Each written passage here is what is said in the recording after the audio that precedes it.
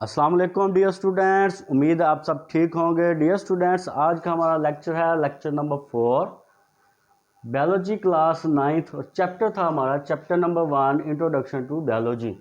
Dear students, जैसा कि आप जानते हैं पिछले लेक्चर्स में जो हम बात कर चुके हैं, हमने बात की थी साइंस के बारे में, जिसमें ऑब्जर्वेशंस की जाती हैं, एक्सपेरिमेंटेशंस की जाती हैं और उसके अलावा लॉजिकल कंक्लूजन जो है वो ड्रॉ किए जाते हैं। उसके बाद हमने बात की कि साइंस को हम मेजर डिफरेंट ब्रांचेस में तकसीम करते हैं, जैसे फिज़िक्स, मैथ, केमिस्ट्री और बायोलॉजी। बायोलॉजी की हमने बात की थी कि it is the study of scientific study of living things. उसके बाद हमने इसकी डिवीजन्स की बात की थी, botany, zoology, chemistry, botany, zoology और माइक्रोबायोलॉजी। बॉटनी में हमने कहा था स्टडी ऑफ प्लांट्स, जोलॉजी में स्टडी ऑफ एनिमल्स और माइक्रोबायोलॉजी में study of those organism which are microscopic. उसके बाद हमने ब्रांचेस की बात की थी, बहुत सी ब्रांचेस थी जिसका हमने वन बाय वन डिटेल में हमने बात की। उसके बाद रिलेशनशिप हमने स्टडी किया बायोलॉजी का with other branches of sciences. उसमें क्या आ जाता है कि फ़िज़िक्स के साथ जब इसका रिलेशनशिप पढ़ते हैं तो बायोफिज़िक्स कहलाएगा। हमारा जो चलना है ज़मीन पर it is according to the rules और डिसिप्लिन प्रिंसिपल्स ऑफ फिज़िक्स। उसके बाद केमिस्ट्री के साथ जब हम इसका रिलेशनशिप पढ़ते हैं तो उसको हम नाम देते हैं बायोकेमिस्ट्री। उसमें हम जितने भी जिस्म में मॉलिक्यूल्स हैं उनके प्रोसेसेस हैं वो स्टडी करते हैं। उसके बाद हमने बात की थी बायोमेट्री या बायोमैथमेटिक्स। उसमें हम रिलेशनशिप पढ़ते हैं बायो का मैथ के साथ। उसमें हमने एग्जांपल कोट की थी कि बैक्टीरिया का हम साइज़ मेजर करते हैं माइक्रोस्कोप की मदद से, तो ये एक एग्जांपल थी बायोमेट्री की। उसके बाद हमने बात की थी कि जो जितने भी जानदार हैं ज़मीन पर उनकी डिस्ट्रीब्यूशन जो है जियोग्राफी को हमने रिलेट किया था लिविंग थिंग्स के साथ, तो उसको हमने नाम दिया बायोजियोग्राफी का। उसके बाद हमने बात की कि जितने भी लिविंग थिंग्स हैं उनको जब हम बेनिफिट और लॉस के पॉइंट ऑफ व्यू से जब हम बात करते हैं उसको नाम दिया जाता है बायो इकोनॉमिक्स। और हमने एग्जांपल दी थी कि गंदम की फसल की बजाय बुआई से लेकर उसकी ग्रोथ और जितना भी उसके ऊपर अखराजात आते हैं, उसके बाद उसकी प्रोडक्शन और उसके बाद उससे आमदन जो होती है उसके बाद हम बात करते हैं बेनिफिट्स और लॉसेस की। ये सारा कुछ क्या कहलाएगा? बायो इकोनॉमिक्स कहलाएगा। डियर स्टूडेंट्स, आज हम बात करेंगे कैरियर्स इन बायोलॉजी के जो बायोलॉजी स्टूडेंट पढ़ते हैं उनका आगे क्या कैरियर है। अक्सर लोग जो हैं वो सवाल पूछते हैं जी कि आप कौन कौन से सब्जेक्ट पढ़ रहे हैं। तो अगर आप कहें कि हम बायो पढ़ रहे हैं तो अमूमन कुछ लोगों का सवाल ये भी होता है कि जी आप बायो पढ़ रहे हैं तो उसका फ़ायदा क्या है, क्या कैरियर है आपका, आपका फ्यूचर क्या है। तो आज हम उसी चीज़ पे हम उसी की ही बात करेंगे और हम डिफरेंट कैरियर्स जो हैं उनको यहाँ पे देखेंगे। सबसे पहले तो हम बात करेंगे पहला जो कैरियर है medicine and surgery. Medicine and surgery, इसको हम यूँ लिखते हैं कि ये medicine deals with diagnosis and treatment of disease.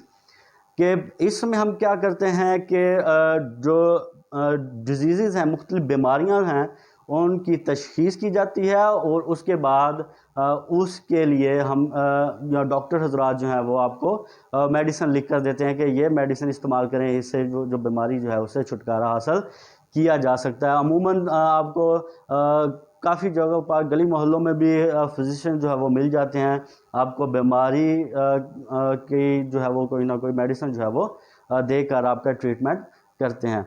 लेकिन अगर मेडिसिन से ट्रीटमेंट ना हो, मेडिसिन से ट्रीटमेंट को हम कीमोथेरेपी भी कहते हैं, उससे अगर ट्रीटमेंट ना हो तो अगला जो होता है स्टेप वो होता है सर्जरी।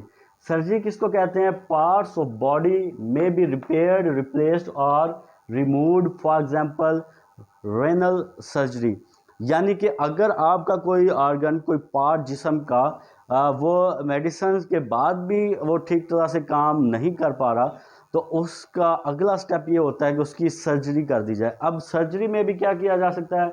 या तो उसको रिपेयर कर दिया जाता है, या उसको रिप्लेस कर दिया जाता है, या फिर क्या किया जाता है, उसको वैसे ही जिस्म से निकाल दिया जाता है। तो इसकी एग्जांपल यहाँ पे हम कोट कर रहे हैं कि रेनल सर्जरी, जो गुर्दे की सर्जरी जो है वो की जाती है।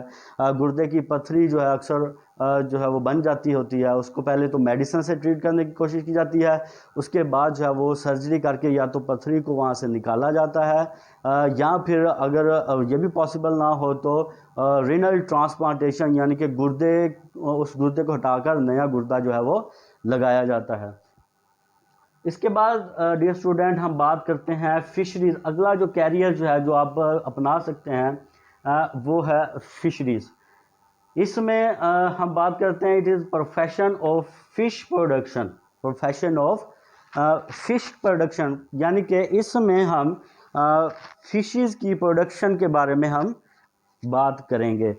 आपने अक्सर जगह पर देखा होगा कि नहरों और दरियाओं के साथ साथ जगह मुख्तस की होती हैं लोगों ने, वो एक्चुअली वहाँ पर फ़िश की डेवलपमेंट हो रही होती है। क्वालिटी और क्वांटिटी को बेहतर बनाने के लिए ये शोबा जो है वो इख्तियार किया जाता है और गवर्नमेंट इस शोबे को काफ़ी क्या कहने इनकरेज करती है कि इस प्रोफेशन से जो लिंक लोग हैं उनकी हौसला अफजाई करती है।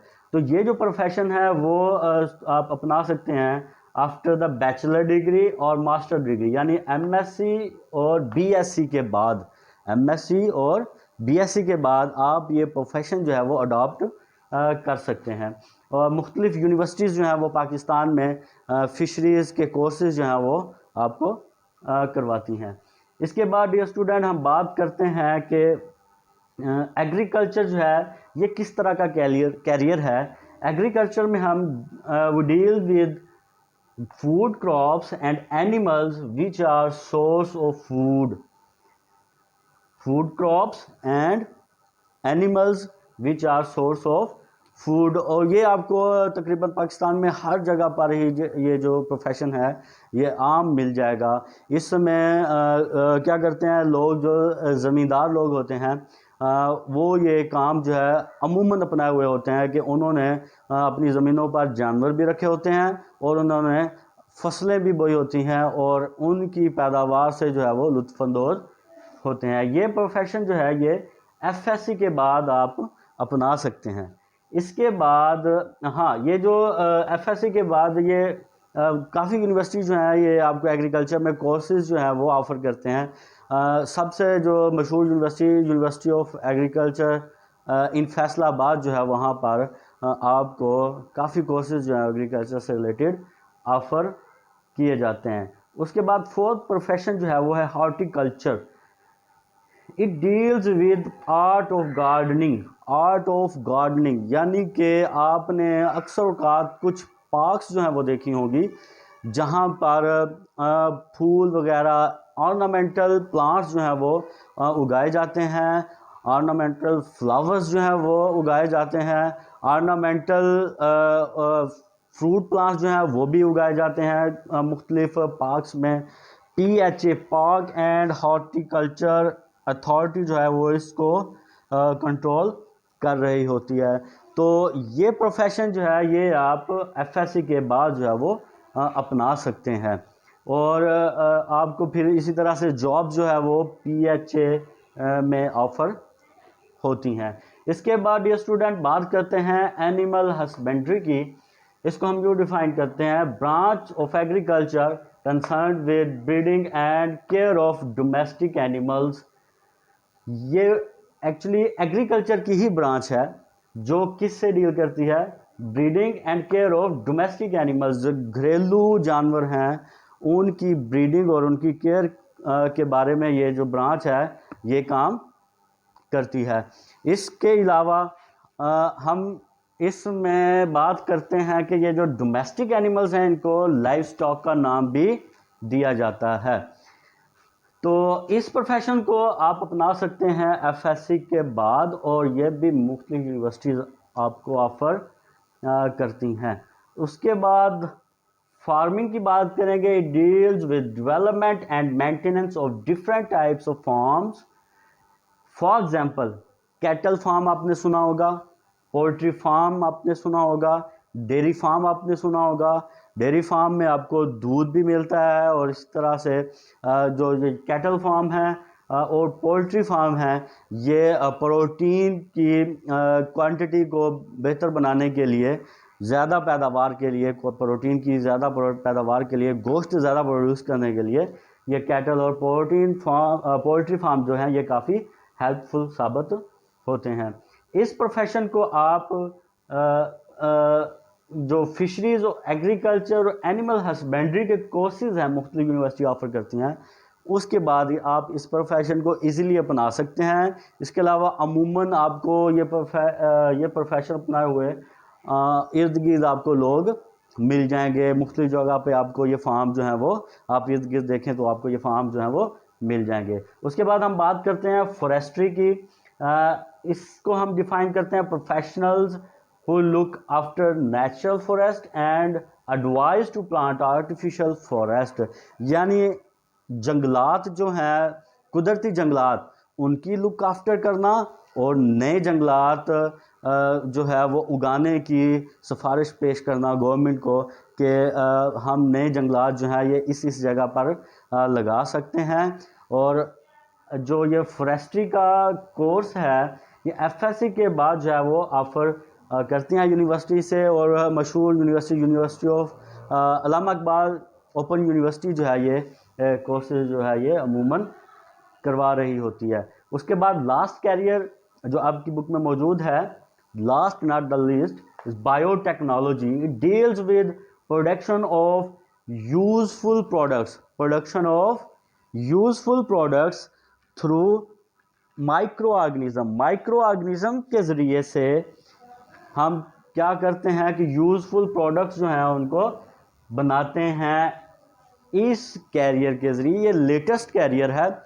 इसमें आपको मैं एक एग्ज़ाम्पल दे देता हूँ। फॉर एग्ज़ाम्पल इंसुलिन, जो पहले भी एग्ज़ाम्पल कोट की गई थी, इंसुलिन जो है वो बनाई जाती है बैक्टीरिया को इस्तेमाल करते हुए। बैक्टीरिया में इंसुलिन प्रोडक्शन जीन्स जो हैं वो दाखिल कर दिए जाते हैं, और वो जीन्स जो हैं वो फिर इंसुलिन प्रोड्यूस करके देते हैं। उसको प्यूरिफाई कर लिया जाता है उस इंसुलिन को, और फिर वो डायबिटिक पेशेंट जो है उनको लगाई जाती है ताकि जो डायबिटीज़ जो है उसको कंट्रोल किया जा सके। ये प्रोफेशन जो है ये एफएससी और बीएससी के बाद जो है ये स्टूडेंट्स अपना सकते हैं। मुख्तलिफ यूनिवर्सिटी जो है ये कोर्सेज बायोटेक्नोलॉजी के ऑफ़र करती हैं। अक्सर यूनिवर्सिटी पाकिस्तान में ये कोर्सेज जो हैं बायोटेक्नोलॉजी के ऑफ़र करती है। तो ये थे डियर स्टूडेंट्स आज का टॉपिक कैरियर इन बायोलॉजी। इसके अलावा जो इसके बाद कुछ कुरानी आयात हैं उनका हवाला जो है आपकी बुक में मौजूद है। उसका थोड़ा सा मैं खुलासा आपको बयान कर देता हूँ कि जितने भी जानदार हैं अर्ज़ पर, इन सब को पानी से पैदा किया गया। अल्लाह ताला ने कुरान पाक में मुख्तलिफ़ आयात में इस चीज़ की निशानदही की है कि जानदारों को पानी से बनाया गया। फिर एक और आयत में ये कहा गया कि इंसानों को खनकती मिट्टी से पैदा किया गया।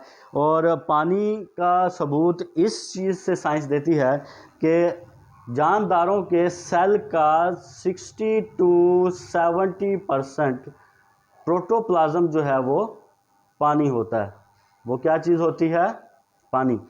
प्रोटोप्लाज्म का 60 to 70% पानी होता है, जो कि इस चीज़ का सबूत है कि इन जितने भी जानदार हैं उनको एक्चुअली पानी से बनाया गया, क्रिएट किया गया। इसके अलावा ये कि जितने भी जानदार हैं, चाहे वो रेंगने वाले हैं, पेट के बल चलने वाले, या फिर 2 टांगों पर चलने वाले, या फिर 4 टांगों पर चलने वाले, सब के सब जो हैं वो पानी से उनको बनाया गया, क्योंकि उनकी कंपोजिशन का तकरीबन 60 to 70% जो है वो पानी होता है। और यह प्रोटोप्लाज्म एक जो है यहाँ पर मौजूद है टर्म, जिसका मतलब ये है कि साइटोप्लाज्म प्लस न्यूक्लियोप्लाज्म, यानी कि जो न्यूक्लियस और सेल मेम्ब्रेन के दरमियान जो फ्लूइड होता है उसको क्या नाम दिया जाता है? प्रोटोप्लाज्म का नाम दिया जाता है। उसका तकरीबन 60 to 70% जो है वो पानी होता है। तो डियर स्टूडेंट्स, आज के लिए इतना ही। खुश रहें। इंशाल्लाह मिलेंगे अगले लेक्चर में। अपना ख्याल रखिएगा। अस्सलाम वालेकुम।